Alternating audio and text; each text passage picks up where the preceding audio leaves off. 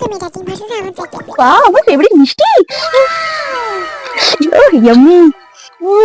বেটু, তুমি মিষ্টি খাচ্ছ? রাখো শিগগিরি মিষ্টি প্লেটটা, শিগগিরি রাখো। তোমার কি মাথা খারাপ হয়ে গেছে বেটু? তুমি তো মোটা হয়ে গেছো আগে থেকে। কোথায় মা? আমি তো অতটাও মোটা হয়ে যাইনি। প্লেটটা এখনো হাতে রেখেছো? প্লেটটা নিচে রাখো শিগগিরি। I am very upset. Sorry mom, আর কখনো হবে না। শোনো, আমি এই সিটির সব থেকে বড় জিম ট্রেনারের কাছে তোমাকে নিয়ে যাবো, ওকে? তো তারাই তোমাকে একটা খুব সুন্দর ডায়েট সেট করে দেবো। সেই ডায়েট মেনটেন করলে কিন্তু তুমি আবার স্লিম হয়ে যাবে।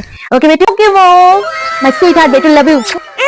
হামডি, আরে তাদের খেতে আয়, খেতে চ, কত বেলা হয়ে গেল। উফ বাবা, শোনো মা, আমি আজকে থেকে এক্সারসাইজ করবো, ডায়েটিং করবো। আমাকে কোনো রকমের অয়েলি ফুড, উল্টো পাল্টা খাবার দাবার কিছু দেবে না। এখন থেকে আমি শুধু ওটস আর দুধ আর কর্নফ্লেক্স খাবো। এইসব ডায়েটিং ফাইটিং এসব তো কে শেখায়, কে শেখায়? হ্যাঁ, কেউ ঢোকায় তোর মাথার মধ্যে সমস্ত? বাঙালি মেয়ে কোথায় দুধে ভাতে মাছে মাংস তো থাকবে, তা না ডায়েটিং করতে এসছে। চল চিকেন খেতে, নিজের ফিটনেসটা তো দরকার।